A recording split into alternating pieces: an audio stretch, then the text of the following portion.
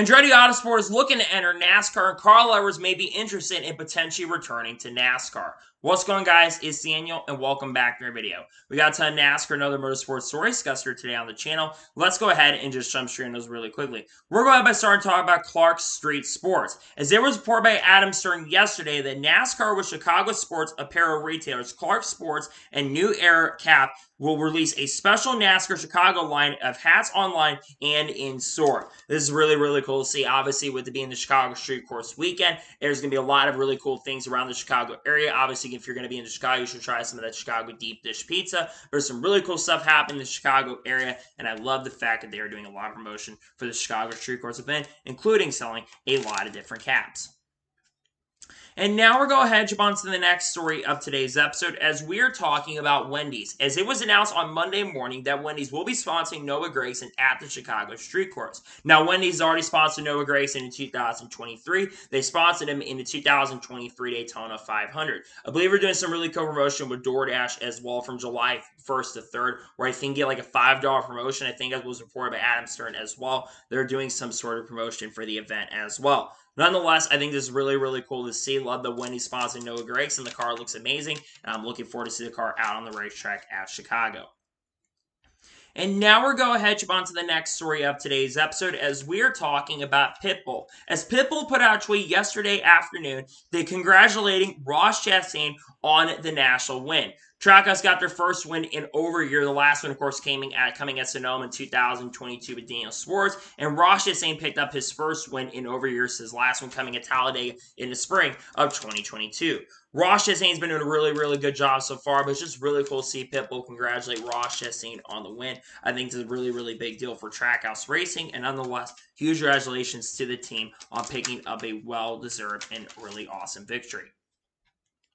And now we're going ahead jump on to the next story of today's episode, as we are talking about the Chicago Street Course. Now, last night, Adam Stern put out a report in regards to attendance. And according to him, he reports that while NASCAR hasn't released a number of tickets sold for this weekend's event at the Chicago Street Course, it is saying that more than 70% of the attendees will be going to their first NASCAR race. This, of course, is one of the big goals of the Chicago Street Course event, is to bring out new fans out to the Street Course event. And the fact that almost 70% or nearly 70% of people that are going to the event are new, have never been to a NASCAR race before, I think a lot of it has to do with the intrigue of the Chicago Street Course event itself. Whether this event ends up being good racing or not, I want this event to succeed. And the fact you have so many different people who are going to be going to their first NASCAR race, I really hope they enjoy it. This is not going to be your normal traditional NASCAR race. I think it's going to be very chaotic. You've got festivals, you've got concerts going on with it as well. And nonetheless, I think it's going to be such a really cool event all around. I'm really looking forward to the Chicago Street Course events, in my opinion. And now we're going ahead jump on to the next story of today's episode, as we are talking about Dexter Stacey. As it was announced on Monday that Dexter Stacey will drive a 66 for NBM Motorsports this weekend at the Chicago Street Course. If I'm not mistaken, Dexter Stacey has made a start or two so far in 2023, attempted to make a start this year for NBM Motorsports earlier this year at the Daytona season opener. Dexter Stacey has quite a bit of racing experience, if I'm not mistaken, has a lot of road course racing experience as well. So I'm wishing Dexter Stacey the best of luck. Hopefully, he can do a really good job behind the wheel and can make the show this weekend. And now we're going ahead jump on to the next story of today's episode, as we are talking about Spencer Pumpelly. As it was announced yesterday that Spencer Pumpelly will drive the 07 for SS Greenlight Racing this weekend at the Chicago Street Course. Spencer Pumpelly, for those who do not know, is a driver who's been racing in IMSA in the GTD class, and is a very talented driver who has won a lot of big events in Rolex Racing and also in IMSA Racing as well. I think Spencer Pumpelly's got to have a pretty decent run. This car's had some decent runs with other drivers like Carson Hocevar, so I think Spencer could have a good run. Hopefully, he does a really good job this weekend with SS Greenlight Racing. And now we're going ahead jump on to the next story of today's episode, as we are talking about Alex Labbe. As it was announced on Monday, late Monday, that Alex Labbe will drive the 35 for Emily Gase Motorsports this weekend at the Chicago Street Course. This is a really awesome and a really great opportunity for Alex Labbe. Obviously, Emily Gase Motorsports is not the greatest organization in the world. They haven't been the fastest team, but I do believe that Alex Labbe could have a really strong and a really great run this weekend with the team. We've seen him have decent runs with other road course drivers like Parker Kligerman, who actually got a top 10 with the team last year, COTA, in 2022. I think Alex Labbe has decent shot to run really good. I expect him to have a pretty solid run this weekend at Chicago. And now we're going to jump on to the next story of today's episode as we are talking about Parker Chase. As it was announced on Monday afternoon that Parker Chase will drive the 24 for Sam Hunt Racing for 2 more additional races this season. Parker Chase had quite a few races added to his schedule for this year. He's got 2 more added. Obviously, Chicago Street Course race, and then, of course, he'll be racing at Atlanta later this year as well, as that was announced on Monday. Parker Chase has not been the greatest driver on ovals. I know he's trying to get more experience and do better, but he is a decent road racer, and he comes in the IMSA GTD class. So I think Parker Chase could have a decent run with Sam Hunt Racing. This is a really, really great and a really good opportunity for him. Hopefully, he can do a really good job with Sam Hunt Racing. Maybe get a solid finish. Obviously, you usually got Connor Mosak behind the wheel, but now you've got him getting an opportunity with Parker Chase. Hopefully, he can do a really good job with Sam Hunt Racing. And now we're going to jump on to the next story of today's episode as we are talking about the Ryan Blaney crash. Now, we've obviously talked about the really, really bad crash that Ryan Blaney had at Nashville Super Speedway. On one of the late race restarts in the middle portion of the race, about halfway through the Cup Series race in Nashville, there was a restart. Brad Keselowski did not get going, and Ryan Blaney Cobblish got ran into from behind, and they couldn't really get checked up in time, and Ryan Blaney hit the inside wall really, really hard, and it was a really, really hard hit with no safety barriers, and Ryan Blaney was unhappy and really, really pissed about it, basically saying, I'll pay for the thing. I'll basically pay for the effing thing. I'll pay for it. And even yesterday on basically SiriusXM NASCAR radio, Ellen Sawyer went on there and says it is unacceptable that there wasn't a safety barrier there and there wasn't a sort of protective wall that was there. He was really, really disappointed in that, Ellen Sawyer said. And I 100% agree with Ellen Sawyer and Ryan Blaney. Why was there not some sort of protective barrier right there? There should have easily been something there, even if it's safety barrier, because they do mention that 100 feet of safety barrier was basically not going to be able to be made, which I completely agree with that in a sense. It's really, really short, so it would cost a lot of money for such short area. But why was there not some sort of protective wall that was right there? There should have even been some sort of sand barrels or some tire barriers. It doesn't matter at this point. You've got to have protective barrier there. You got to protect these drivers. There's 2 reasons why it's unacceptable. Number 1, we're in the year 2023. You would think that there'd be some sort of barrier there to protect the drivers. But the second reason why a lot of fans, including myself, are frustrated about this is the fact that basically we have had issues with the next-gen car when it comes to safety. And hitting a concrete wall with these next-gen cars has been a lot worse. Drivers are taking more blunt of the hit than they used to, and you've got to protect them. Now, obviously, NASCAR has made some updates to the front plates. It's going to be coming to play next week at Atlanta, but there needs to be changes going forward, and you cannot have areas of the track exposed, because it's been said that cars will find a way to hit areas. So this has got to change going forward. I really do hope there's a way where they can put some sort of safety barrier, some sort of tire barrier there. They're probably going to work with the track, but in my opinion, I completely agree with Eldon Sawyer and Ryan Blaney. It is completely unacceptable. And now we're going to jump on to the next story of today's episode as we're going to talk about the National TV ratings from this past weekend. Now, the National TV ratings came out. According to Adam Stern, NBC got a 1.83 rating and 3.21 million viewers for Sunday night's NASCAR race at Nashville. That is up 1% and 10% from a 1.81 rating and 2.921 million viewers for the portion of last year's race that aired on NBC before a rain delay / a channel change. This is really, really awesome news to hear. Obviously, you've been talking a lot about TV ratings going down, but it's good to see now that TV ratings are going up. To have over 3.2 million viewers on a Sunday night is actually really, really solid, and to see it up from last year is great to see overall. I think there's a lot of contributing factors. Number 1, the commentary and NBC's coverage, I think, was absolutely phenomenal. They've had the start of the year off with a bang. The Xfinity coverage was really, really good too. But I thought the coverage for the national race was very, very good. But the other big reason is Sunday night racing. It seems like Sunday night races in general, they tend to go up, unless it's Bristol Dirt from earlier this year. But the big reason why those were down was because Chase Elliott was not in the field for that race. That's a major reason why, because we saw the ratings down because Chase Elliott wasn't in there. But like I said, it seems like Sunday night races in general tend to do very, very good, and that's one of the reasons why I think Nashville will be a Sunday night race going forward, and I think that's why you're having a lot more prime time races. I know a lot of people want night racing, and I think you're going to get your night racing going forward a lot more consistently when it comes to Sunday night races, and Atlanta is also going to be a Sunday night race as well, which I am very excited for that being a Sunday night race. Even if I'm not a big fan of it being 2 Atlanta dates, I am appreciative of the fact that it's going to be on NBC, and it's going to be a Sunday night race as well. well. Nonetheless, it's really, really great to see. I'm glad to see the TV ratings are up. This is really, really positive start for NBC. Hopefully, it continues going forward. They're going to probably have some huge ratings for the Chicago Street Race. I'm expecting around 4 to 5 million people probably tune into the race. There's going to be a lot of uncertainty. There's a lot of push and social media push for, and I think it's going to be one of the more chaotic races. Nonetheless, really glad to see the TV ratings are up for the Chicago Street, or not Chicago Street Race, the national race. Glad to see the ratings are up on that front and in that aspect.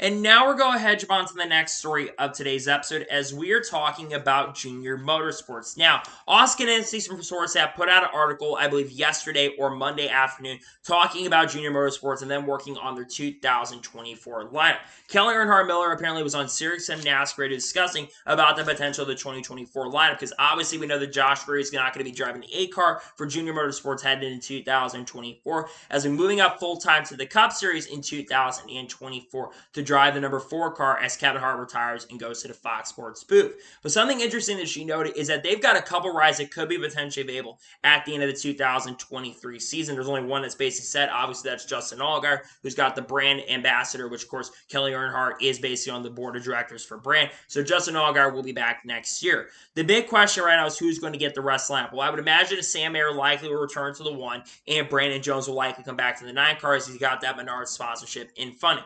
The big question right now revolves around the 8 car. Now, I think there's quite a few drivers who are candidates for the 8 car. The main name that keeps getting brought up and mentioned is Carson Hocevar, and I think that's who's most likely going to get the 8 car in 2024. Carson's been driving for Spire Motorsports Xfinity Series team, which they have a really big loyal alliance with Junior Motorsports, and Carson Hocevar has been in the Junior Motorsports shop in the past, and I think Carson Hocevar has matured as well, so I think he's the most likely. But if he doesn't end up going there, because I know some Cup teams do want to have him for next year, what teams could he drive for? Well, what other drivers could he get? What about Roger Cruve? Roger Cruve, I think, is a very talented driver, and he's got sponsorship and funding, so he could easily get into a ride. What about Matt DiBenedetto? I think Matt DiBenedetto has been doing really good with Rackley WAR Racing this year, and I think he would do a really, really solid job with Junior Motorsports next year. He brings veteran presence. He's had a lot of Xfinity Series starts in the past, so I can see Matt DiBenedetto getting a shot. What about Lane Riggs, perhaps? What about Carson Quaffle? I think there's a lot of potential names that could have an opportunity to drive the number 8 car for Junior Motorsports in 2024.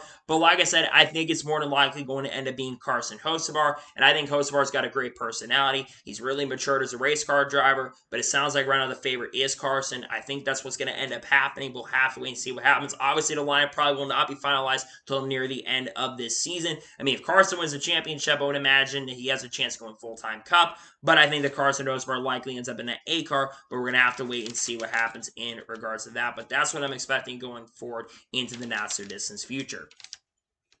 And now we're going to hedge on to the next story of today's episode as we're talking about the NASCAR playoffs. Now, Oscar Entities from Sports put out another article yesterday discussing about potential changes to the NASCAR playoffs going forward. Now, Adam Stern apparently was on SiriusXM NASCAR Radio, and he expects that there could be some big changes coming to the playoffs going forward. He thinks that there could be some changes to the racetracks going into 2024, and there's also potential possibility of a change to the format. Let's talk about some potential changes of the tracks. Obviously, there's a lot, maybe some potential possibility that the Charlotte Oval might be gone at the end of 2023, and the Charlotte Oval might return, meaning that we have 2 Charlotte Oval dates. As much as I am a fan of the Roval, I definitely do want to see this change going into 2024, where they go back to the Charlotte Oval, because it seems like the next-gen car tends to race really, really good on the Charlotte Oval. But I think there's other potential possibilities. What about Las Vegas potentially losing a day? I know Vegas only has 2 days of that contract, I think, goes through 2028 or 2029.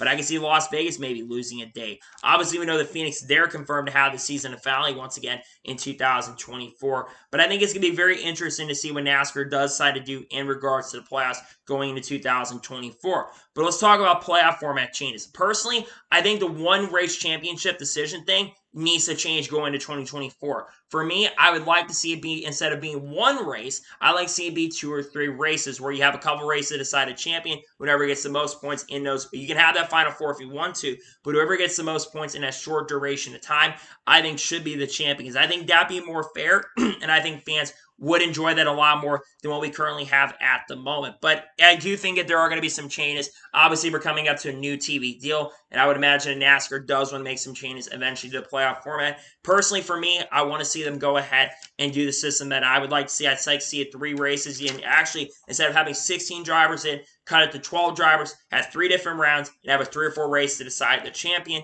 Therefore, it's more fair and more square, and I think it'd be more fun. I like to go back to the original chase format if we had to stay in a playoff format, but we'll have to wait and see what happens in regards to that. But it sounds like there could be some potential changes coming to the format of the playoffs, and I'm very intrigued to see what they decide to change. And now we're going ahead, jump on to the next story of today's episode as we're talking about Jimmie Johnson. Now, I did make a video discussing this yesterday on the channel, but it was announced yesterday that Jimmie Johnson will not be racing in the NASCAR Cup Series race and has withdrawn from the Chicago Street Course event. I'm not really going to get into too many details in regards to the situation. Obviously, there was a family tragedy that sadly took place, which is a really, really awful and a really sad situation. I think Jimmie Johnson absolutely did make the right call to go ahead and withdraw from the event.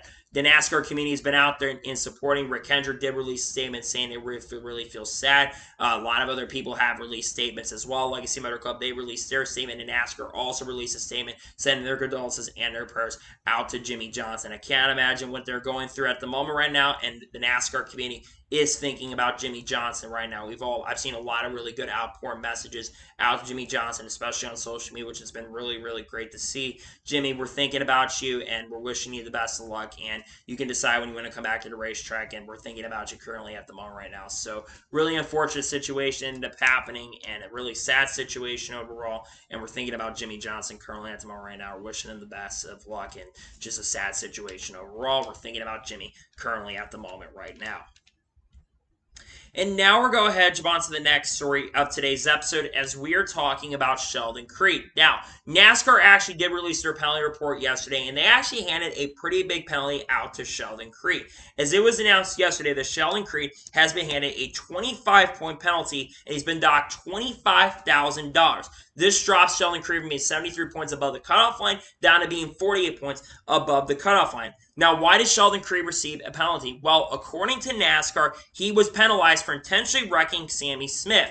Now, a lot of people like myself thought that that wreck was not intentional. It was coming from a restart, I think about a third of the way through the race. We saw Sheldon Creed basically go up the racetrack and get into Sammy Smith. Now, Sammy Smith initially said it was intentional. A lot of us at the time did not think the wreck was intentional. But there was some radio communication that came into play and came out. And basically his crew was telling him, you're going to get penalized for that. He basically said, I kind of want to get into him and end up wrecking him. Well, he ended up getting his wish granted. He ended up wrecking him, and he got handed a penalty. Look, NASCAR's been pretty clear about this. Don't admit on the radio that you're going to basically go and intentionally wreck somebody. Otherwise, you're going to get a penalty. You do it, you basically say you're going to do something, you end up doing it, NASCAR is going to come down and say, hey, you can't do that. We're going to go ahead and penalize you. Basically, it's the same thing that happened to Denny Hamlin. A lot of people are saying, why didn't you get a $50,000 fine?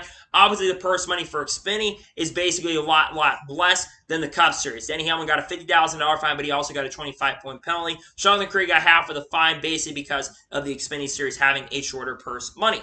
I think this is the right call. I think NASCAR absolutely got it right. I know some people thought that he shouldn't get a penalty, but like I said, if you're going to admit it on the radio that you did it, you're going to end up getting a penalty. So don't admit on the radio that you're going to right rear somebody or get into somebody. At least it wasn't a right rear. That's at least something that we can say, because the reason he didn't get suspended is I saw some people saying he should have been suspended for this. The difference here is he didn't right rear somebody down the straightaway. He left reared him down the straightaway and ended up wrecking, which again, I think it's just still, regardless, it is an intentional crash. And I think Sheldon Creed made a really stupid bonehead decision, especially for a guy that's not completely safe. Austin Hill's been outperforming him so far in the 2023 season. You think a guy who is not locked in the playoffs right now, we still got a long way to go in the Xfinity regular season because they got 10 or 11 races or 12 or something like that to go in their regular season compared to Cup, who only has 9 races to go. You would think a driver like Sheldon Creed would use his head a little bit more and would think about the bigger picture.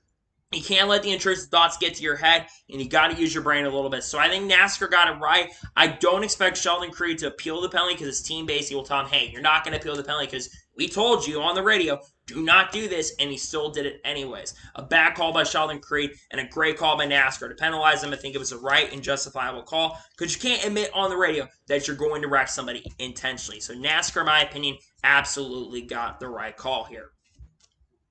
And now we're going ahead, jump on to the next story of today's episode, as we're going to talk about the next TV deal. Now, we've talked quite a bit about the upcoming TV deal that is expected to be done in the coming months and weeks. But there's been an update in regards to that. So Adam Stern put out a tweet yesterday in regards to Sportsman's Journal. He reports that NASCAR's negotiations with streaming companies are taking longer than expected to finalize, pushing back the timeline of having its media deal agreed to until late summer, early fall. In addition to that, in another tweet that Adam Stern released, it says that NASCAR has appeared to have moved away from the idea of selling the full season of the Xfinity Series exclusively to a streamer and instead likely have one company do a mixture. This is very, very interesting. Obviously, there were a lot of rumors and rumors that the upcoming TV deal was likely going to be done sometime in the coming weeks, barely by the next week. But because of the issues of trying to get it figured out about the streaming situation, that's one of the big reasons why they're having a difficult time getting a deal done,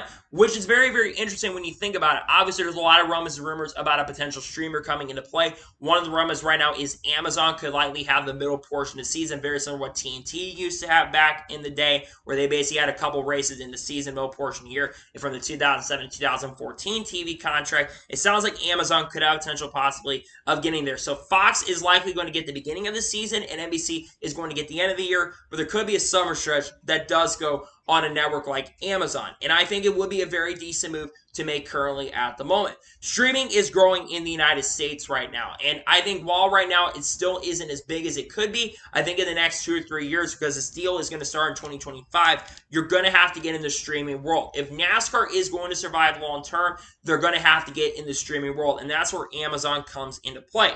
Now, what's very interesting is talking about potentially they were talking, like I said a few weeks ago, about potentially selling the Xfinity Series and moving it exclusively to Amazon, which is something interesting to know. The Xfinity Series sponsorship is supposed to end at the end of the 2024 season. But because of the fact that basically they have decided to go ahead and say, you know what, we're not going to stop that at the moment. We're not going to do that. Maybe move it. My guess right now is the Xfinity Series will likely be on NBC, because the only partner right now that could do the streaming stuff is Peacock, which of course is part of NBC's network. So we could see it there. Here's the thing, though. I really do want to see it only be on NBC and then on Peacock, because if you put it on USA, I think that is going to be a bad move overall, because the point of streaming is to get rid of cable. If we have to pay for cable and streaming for these networks, it's just going to be a bad look overall. I understand that there's a lot of people who still have cable, but cable is dying at a rapid rate, and it's going to continue to decrease on a consistent basis. And streaming, especially when you look at the younger demographic, which NASCAR is trying to chase currently at the moment, you've got to go after that younger demographic. And if you can go after that younger demographic, your sport is going to be in a really, really good position in the long term. You've got to look at that younger demographic. That is extremely important right now, and they need to be looking at that. To me, it sounds like we absolutely need to be going to Amazon the next couple of years. They've been gaining almost 5 to 10 million viewers per year, and in the next few years, that number is going to go from like 110 million, which I think they have 110 million users right now. That number is going to go from 120 to 130 million, and that number is going to continue. Whatever sports and whatever companies decide to get into streaming, that is going to benefit them in general. You got to go after the younger demographic, and also you got to look at the upcoming TV and how TV is broadcasted. NBC's been doing a really good job of that so far, though it's only been one race. But things could change very, very quickly. But I am expecting that we are going to see Amazon part of that TV deal. And it is going to be something to watch going forward in regards to the TV deal. But you got to focus on the younger demographic. Hopefully, they can focus on that younger demographic going forward, because I think that's going to be very important to whoever has the upcoming TV deal. Now we're going to jump on to the first of 2 major stories in today's episode, as we're talking about Andretti Autosport once again. Now, I talked about Andretti Autosport a couple days ago because there's been a lot of talks, rumors, and rumors about the potential possibility of Andretti Autosport joining the NASCAR Cup Series and joining NASCAR. Now, this is not the first time we talked about Andretti Autosport. You have to go back to earlier this year in January in a Forbes article, when Michael Andretti has been trying to get into Formula One. He said has had aspirations of bringing Andretti Autosport potentially into NASCAR and into the NASCAR Cup Series. So this, like I said, is not the first time we've heard rumors about that. Now, a little bit of history to know. Andretti Autosport, not too long ago, actually about 10 years ago, as a matter of fact, in 2012, they had announced that they were going to be having a deal with Dodge, and they were going to have a team with Kurt Busch and potentially Matt Kenseth. That is one of the big reasons why that we saw Kurt Busch drive in the 2014 Indianapolis 500 with Andretti Autosport is because of the fact that initially Dodge was going to stick around in 2012, 2013 with a Gen 6 car because remember, they had a Gen 6 car that was ready to go. However, at the end of 2012, that deal never really came through and it ended up falling through, but Kurt Busch still got that opportunity to run in the Indy 500 with Andretti Autosport. Now, obviously, a lot of teams have been interested in joining NASCAR, and a lot of teams have been wanting to come to NASCAR. I think one of the big reasons why we're seeing a lot of team owners from other motorsports that want to come to NASCAR is because of the next-gen car. Over the last couple of years, we've seen a lot of teams come into play. We've seen teams like 23XI join the Cup Series, have Bubba Wallace and Tyler Reddick driving for them, and Kurt Busch at times as well, who was going to be driving for Andretti Autosport. You've had Trackhouse Racing come into play. Obviously, they came in 2021, but they were aspiring with that next-gen car to be competitive. You've had Live Fast Motorsports, a team like 3F Racing has been rumbling rumors, and you've got other teams that are interested in racing in the Cup Series. Nice Motorsports comes to mind, and then you obviously have another team like Junior Motorsports who's been trying to join NASCAR. I think a big reason why you have a lot of teams that are interested in joining NASCAR in the Cup Series right now is because of the next-gen car. But one of the things that is going to hurt Andretti Autosport's potential possibility of joining the Cup Series, and it's a little bit more easier than Formula One, but one thing that's going to hurt him is still like a club as well, but it is a lot cheaper. But what's going to hurt him is these charters. Right now, with the upcoming TV deal expected to be done really, really soon, I think a lot of teams are going to be holding on. You've got other teams like Junior Motorsports who are vying for potential possibilities and potential charters right now. I think Junior Motorsports has a chance to go Cup racing in 2024. But if Andretti Autosport is joining the NASCAR Cup Series, who could they go after? Well, I can see Matt DiBenedetto potentially getting a shot. Matty D would be a really good driver to start with your team, and he would do a really, really good job. What about drivers from IndyCar like Romain Grosjean perhaps could come into play? What about maybe somehow other drivers like somehow Carl Edwards gets an opportunity? Who knows at this point? But I would really hope that we see, or maybe Colin Herta too, because Colin Herta, he's been interested in wanting to do some NASCAR races as well. I think it's going to be very interesting nonetheless to see what they decide to do in regards to Andretti Autosport, but I think Andretti Autosport will join in the not-so-distant future. I'm not expecting him to join in 2023. I'm not even expecting him to join in 2024. But maybe, just maybe, by the start of 2025, we may have a legendary IndyCar team. Because let me be honest, I don't think Andretti's going to go Formula One. I think those deals have been shot through. They obviously want to go to Formula One. But I think if Andretti Autosport really wants to grow their brand, they would be able to go to IndyCar. And a lot of those IndyCar fans who don't watch NASCAR might watch IndyCar just to see how Andretti Autosport performs. And they also maybe somehow could bring a manufacturer like Dodge back into sport. Obviously, Dodge has been rumbled that they could come back in the not-so-distant future, or even bring Honda into NASCAR. They could absolutely do that. Nonetheless, it's going to be very interesting to see what happens in regards to Andretti Autosport, but I do love the fact that they're interested and they do want to come to NASCAR, and I think NASCAR fans, including myself, would love to see Andretti come into sport. I think it'd be really good. I think it'd be really awesome for the sport, and maybe, just maybe, we're going to see a team like Andretti Autosport join the NASCAR Cup Series and join NASCAR in general in the not-so-distant future. So I would love it. I hope it does happen, and maybe, just maybe, we're going to see Andretti Autosport join NASCAR. And now we're going ahead and jump on to the final major story of today's episode as we're talking about Carl Edwards once again. Now, we talked about Carl Edwards on this channel on Monday because Carl Edwards was at National Super Speedway. And he talked about that he's been interested in maybe doing a one-off and said he was basically kind of playing both sides, saying, I'm not planning to come back, but he said if there is a chance I'm 100%, I do want to put 100% effort into it, I definitely would want to get in. He talked about how the next-gen hits are really, really hard, and there's still issues with the next-gen car, and he says he has been paying attention. Well, on Danny Hamlin's podcast, Actions Detrimental, he had William Byron as a guest, and he basically revealed some interesting details revolving around Carl Edwards, and says that Carl Edwards has actually, over the last couple of years, been doing sim work with Joe Gibbs Racing, and he also mentions that basically he's been doing sim work with the Chicago Street Course. And also mentioned something very interesting. He says that he talked to Carl Edwards when he started 23XI Racing about potentially doing some one-off races. Now, it's no secret there were some rumors earlier this year in 2023 that Carl Edwards might be the driver of that number 67 23XI Racing car, which is the third 23XI Racing car.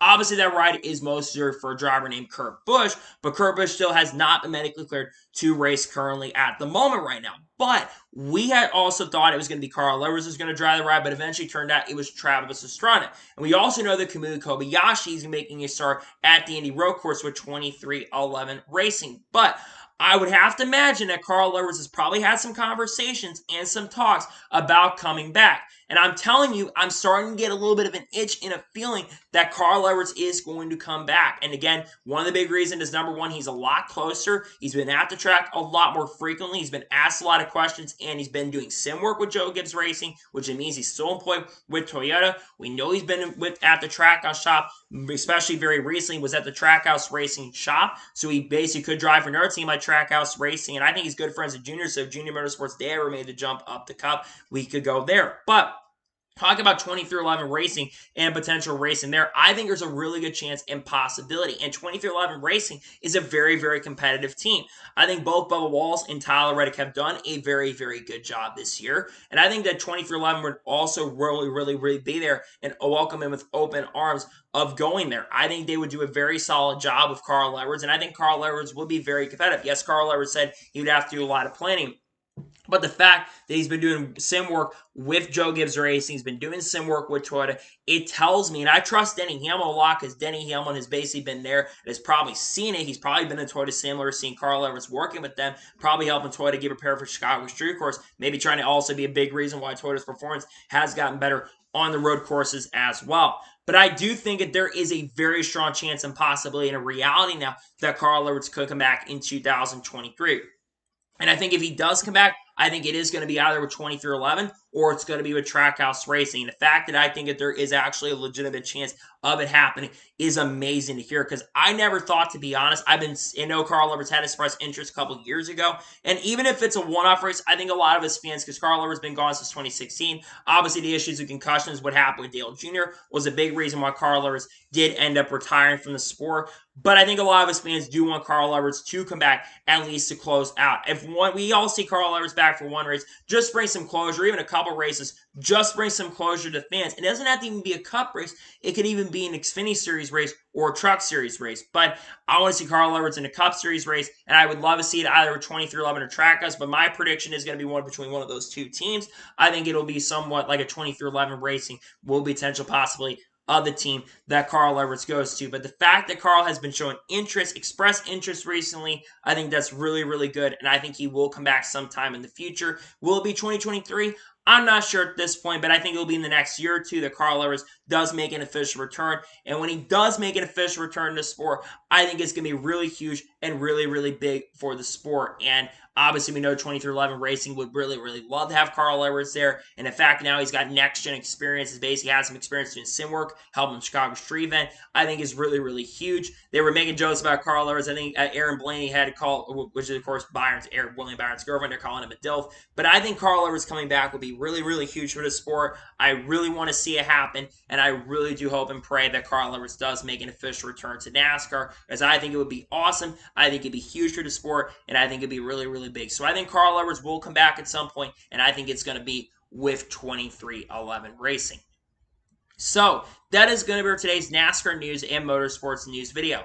I want to thank you guys for watching. Please like, subscribe to the channel, notifications on so you know if I win a video does go live on my channel. Follow me on Twitter, Facebook, and Instagram, and support me on Patreon as well. Links description below that, and comment your thoughts below on today's video. Do you think Carl Edwards returns and drives for 23XI Racing? Let me know your thoughts in the comments below. And what are your thoughts about all the other stories discussed here today on the channel, including Andretti Autosport potentially joining NASCAR? Let me know your thoughts in the comments below. I'm not sure yet if I'm having another video today on the channel. We'll have to wait and see. Then tomorrow on the channel, we'll have race picks for the Cup race at Chicago Street Course. Then on Friday, we'll have another NASCAR news. We're wrapping up some news from the last couple days. And then Saturday, we'll have the Xfinity Series race review from Chicago. And then Sunday, we'll have the Cup Series race review from Chicago. And then Monday, we're going to have another NASCAR news video on the channel as we get you guys preview for Atlanta Motor Speedway and also Mid-Ohio as well.